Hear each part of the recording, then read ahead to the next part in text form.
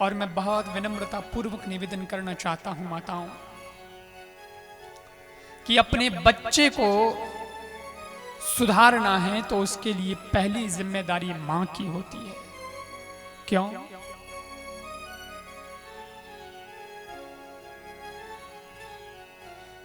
क्योंकि मां बच्चे की प्रथम गुरु है।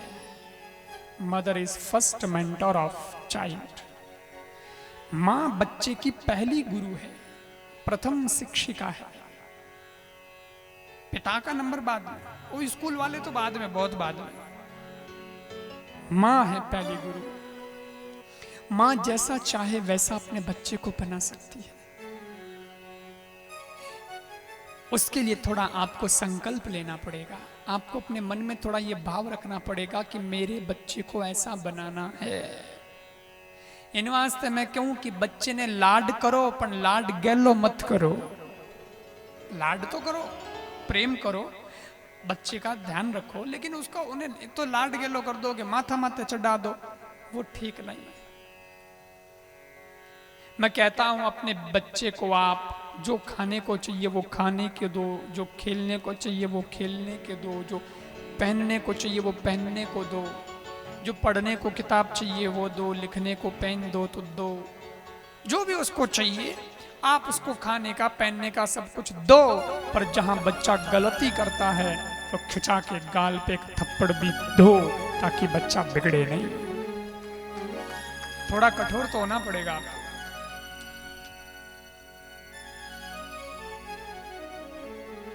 बच्चे को ऐसे ट्रीट करो कि बच्चा आपकी आंख से डरना चाहिए। समझ में आ जाना चाहिए बच्चे को कि अभी मेरी मां का मूड क्या है। हाँ, अब मां खुश है।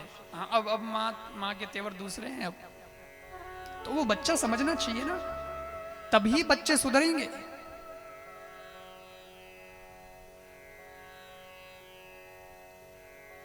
और अगर छोरो लाड गेलो हो जावेला तो आज तो लगे कि बच्चा है कोई बात नहीं, लेकिन वो बच्चों बड़ो वेला और जिन दिन सामी बोलेला, जिन दिन कहनो नहीं मानेला, और जिस दिन वो कुछ गलत कदम उठाएगा तो उस दिन वही मां सर रखकर घुटनों पर रोएगी कि मेरे बच्चे से ये उम्मीद नहीं थी, क्यों किया उसने ऐसा, समाज में मैं क्या मुंह दिखाऊंगी, ये वो, फिर तो बहुत सारी बातें। लेकिन मैं निवेदन करना चाहता हूं कि शुरू से ही, आरंभ से ही उसे इस प्रकार के संस्कार दिए जाएं,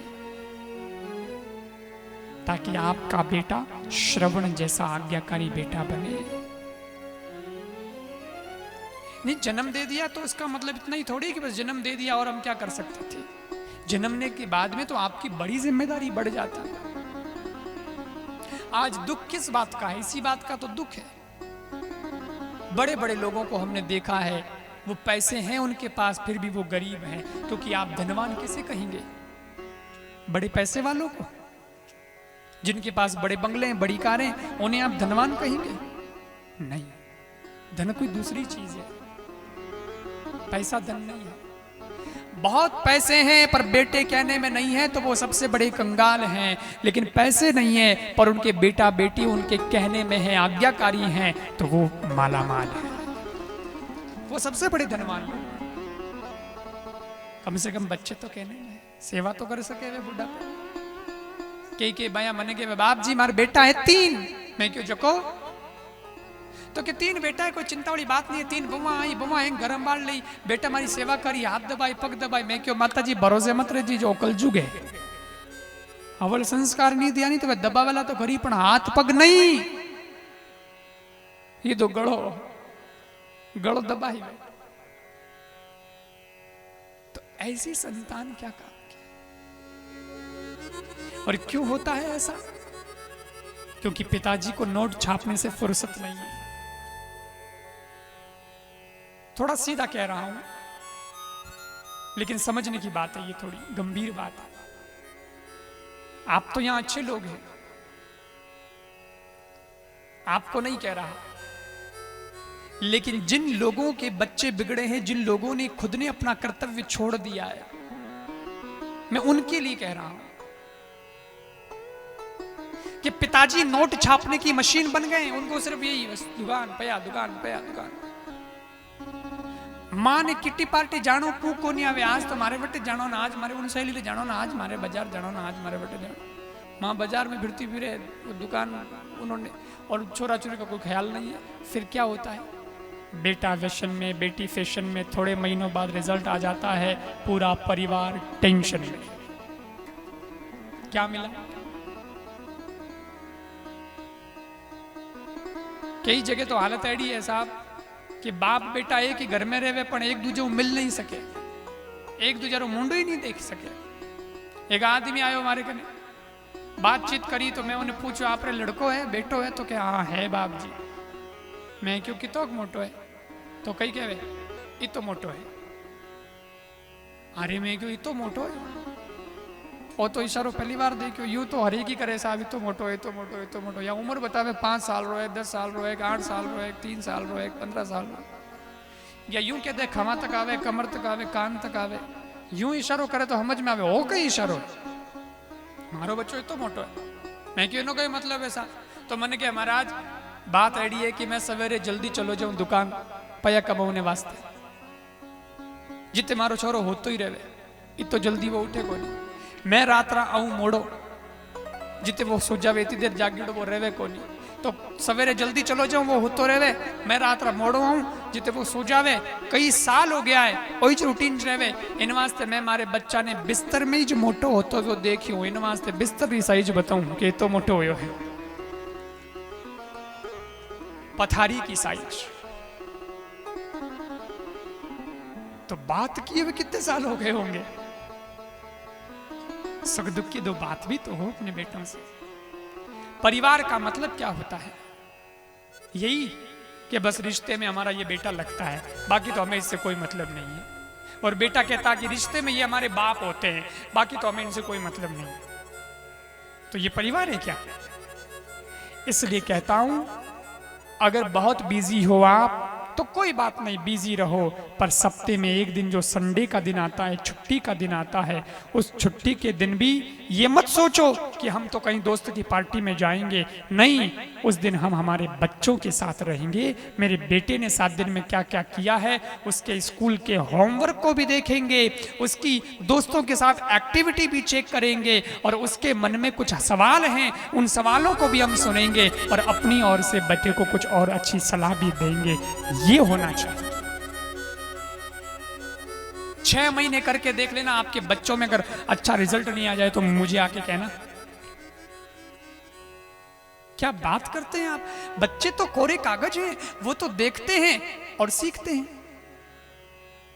2 दिन आप किसी चीज को करेंगे, तीसरे दिन बच्चा खुद फॉलो करने की कोशिश करेगा, क्योंकि वो बच्चा है, वो कॉपी मारेगा, वो ऐसे ही सीखता है। कुछ बच्चे बहुत गंदी गालियां बोलते हैं तो समझ में आ जाता है कि इसके परिवार में भी कुछ ऐसा ही होता होगा, तभी इसने सीखा। कहां से सीखा? वहीं से सीखा होगा, या तो इसकी सोबत कहीं ना कहीं खराब है। और कुछ बच्चे जब अच्छे अच्छे भगवान के भजन बोलते हैं, अच्छे अच्छे मंत्र बोलते हैं, ये कल जब लड़की आई थी और वो लड़का आया था, पूरी हनुमान चालीसा याद थी, तो ये कोई यहाँ स्टेज पर आने से याद थोड़ी हो गई होगी, पहले घर में संस्कार ऐसे रहे हैं, तब जाकर के मुख से हनुमान चालीसा निकल रही है। बच्चा देखकर सीखता है। स्कूल के अंदर बच्चों को सिखाने का, छोटे बच्चों को सिखाने का यही तरीका है। उसको किताब पढ़ना नहीं आता, लेकिन मास्टर जी बोलते हैं ए, बच्चे बोलते हैं ए बी बी, ऐसे ही सिखाते हैं ना, क्योंकि बच्चा फॉलो करता है। तो आपके घर में अगर अच्छा होगा तो बच्चे का जीवन भी अच्छा होगा। अभी कल देखा था मैंने, दैनिक यज्ञ हम लोग करते हैं ना, तो सवेरे जो लोग आते हैं हर दिन बदलते हैं कि भाई आज हम लोग यज्ञ करेंगे। मैंने प्रेरणा दी थी, मैंने कहा भाई मैं तो 15 मिनट का यज्ञ करता हूं, ताकि एक तो हमारा स्वास्थ्य अच्छा रहे। लोग कहते यज्ञ से होता क्या? मैंने कहा यज्ञ से बहुत कुछ हो जाता है। आप विचार करिए, जुकाम हो जाता है, खांसी हो जाती तो गोली लेते हैं, क्योंकि छोटी बीमारी है तो गोली से ठीक हो जाती है। 2 दिन लगेगा, 4 दिन लगेगा, ठीक हो जाएगा।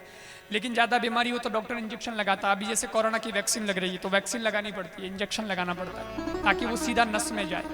ठीक है, तो जल्दी फायदा हो जाए।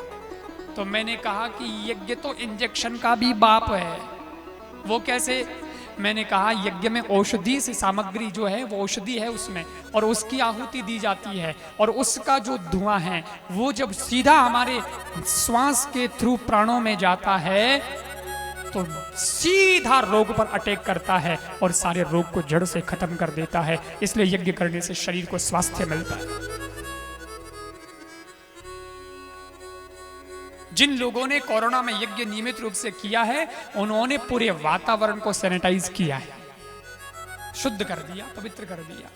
और फिर प्रकृति भी आह्लादित होती है, इससे प्रकृति कितनी खुश होती है। आपने तो उठाए जिन टाइम बरसात नहीं हुई नहीं, जन लोग कहे अरे कोई इंद्र देवता रो यज्ञ करो यार, कटे बरसात तो हुए, और यज्ञ करते और बरसात होती है। पुराने जमाने में तो ऐसा होता था क्योंकि देवता प्रसन्न हो जाते थे। तो हम लोग ऐसे यज्ञ की प्रेरणा देते हैं, यज्ञ हम करते भी हैं, और लोग आते हैं वो लोग यज्ञ करते हैं। तो कल ही मैंने देखा एक दंपति आए थे, वो यज्ञ कर रहे थे। वो माता जी की गोद में छोटी सी बिटिया बैठी थी, छोटी सी बच्ची थी, और वो बच्ची वो जल आचमन के लिए पंडित जी वो कह रहे थे, तो वो बोले मैं ही पानी तो मैं ही ले। फिर जो उसके पिताजी वो यज्ञ में आहुति दे रहे थे घी की और सामग्री की, तो छोटी सी बच्ची क्या समझती है, पर पिता को देख करके वो भी जिद कर रही थी, बोले मैं भी दूंगी, मैं भी दूंगी, मैं भी दूंगी। तब मेरे को समझ में आया कि यही मनोविज्ञान है, यही बालकों का विज्ञान है। बालक तो कोरा कागज होता है। आप अगर उसे गाली सिखाओगे तो वो गाली बोलेगा, उसमें उसका दोष नहीं है। लेकिन अगर बच्चे को गीत सिखाओगे तो वो गीत भी गुनगुनाने लग जाएगा। राष्ट्रभक्त भी बच्चा बन सकता है, देशभक्त बन सकता है, बहुत बड़ा योद्धा बन सकता है, महावीर बन सकता है। बच्चे को हनुमान चालीसा सिखाइए, और कुछ नहीं तो कम से कम हनुमान जी से प्रेरणा लेगा, तो हनुमान जी जैसा वीर तो बनने की बात मन में आएगी। पर वो तो सिखावेला नहीं, हैरी पॉटर, स्पाइडरमैन, वे बनो बच्चा बचो में। इसलिए कहता हूं कि मां पर बहुत बड़ी जिम्मेदारी है।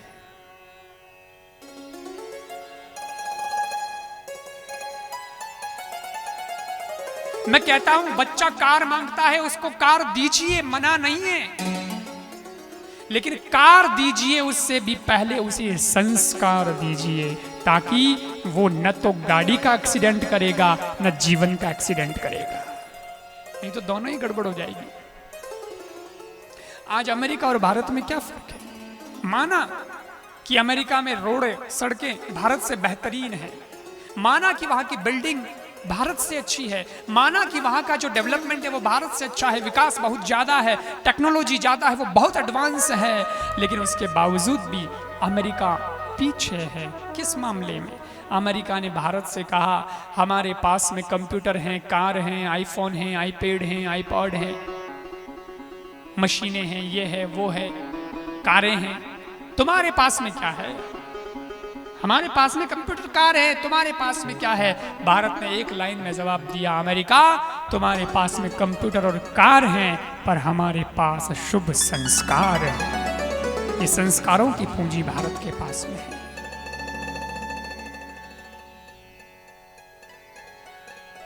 आज तो महिला दिवस भी है, अंतर्राष्ट्रीय महिला दिवस, और माताओं को जिम्मेदारी दे रहा हूं। क्यों दे रहा हूं?